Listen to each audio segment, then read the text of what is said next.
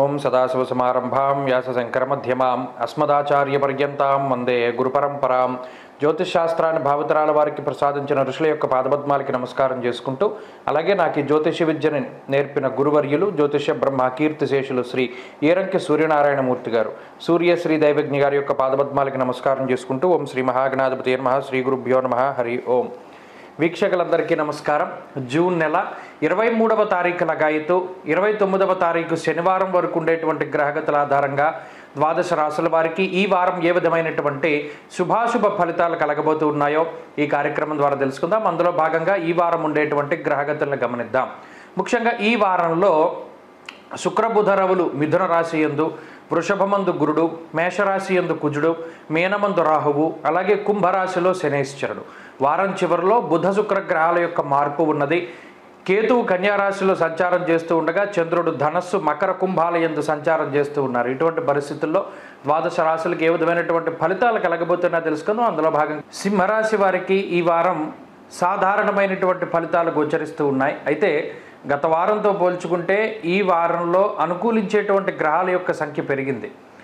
ప్రత్యేకించి ఈ రాశి వారికి లాభస్థానమందు రవిగ్రహం, అలాగే బుధగ్రహం, శుక్రగ్రహం యొక్క సంచారం, అలాగే చంద్రబలం ఈ వారంలో అధికంగా ఉండడం, ఈ 4 గ్రహాల తాలూకు శుభ ఫలితాలు ఈ రాశి వారికి రానున్నాయి.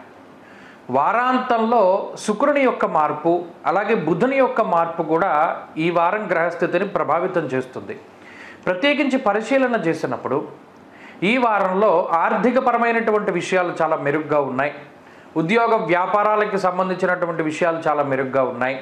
అలాగే చెడు ప్రచారాలు ఏవైనా ఈ రాశి వారి మీద జరుగుతూ ఉంటే అవి తగ్గుముఖం పడతాయి.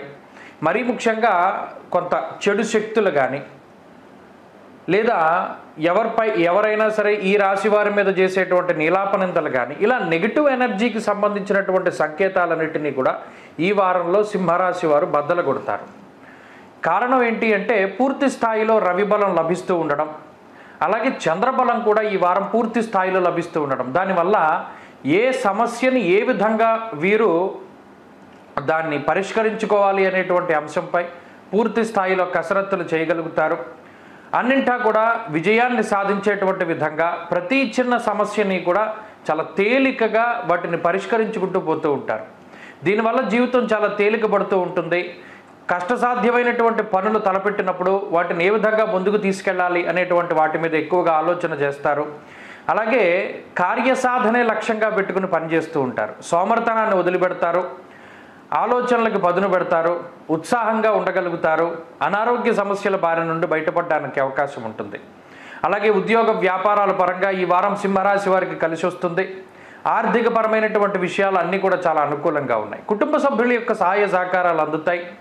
మరీ ముఖ్యంగా కొంత క్లిష్టమైనటువంటి సమయంలో ఏ నిర్ణయం తీసుకోవాలో తెలియనటువంటి సమయంలో కుటుంబ సభ్యుల యొక్క అండదండలు, వారి యొక్క సహాయ సహకారాలు, సూచనలు ఇవన్నీ కూడా అందుతూ ఉండడం, లేదా ఆ కుటుంబ సభ్యులు ఎవరిని మనం ముందుగా అప్రోచ్ అవ్వాలి, ఎవరి దగ్గరికి వెళ్ళి మన యొక్క సలహాలు సూచనల్ని వారి ద్వారా మనం పొందాలి అనేటువంటి ఆలోచనలతోటి వారు మీకు కొంత సహాయం చేస్తారు. అన్నింటా కూడా మీ వెనకాలే ఉంటారు కుటుంబ సభ్యులు. ప్రతిదానికి ఒక మార్గాన్ని వారు నిర్దేశించగలుగుతారు. అంతేగాక స్త్రీలకి ఈ వారం గ్రహస్థితి చాలా అనుకూలంగా ఉన్నది. విద్యార్థులకి కూడా ఈ గ్రహస్థితి చాలా యోగిస్తూ ఉన్నది.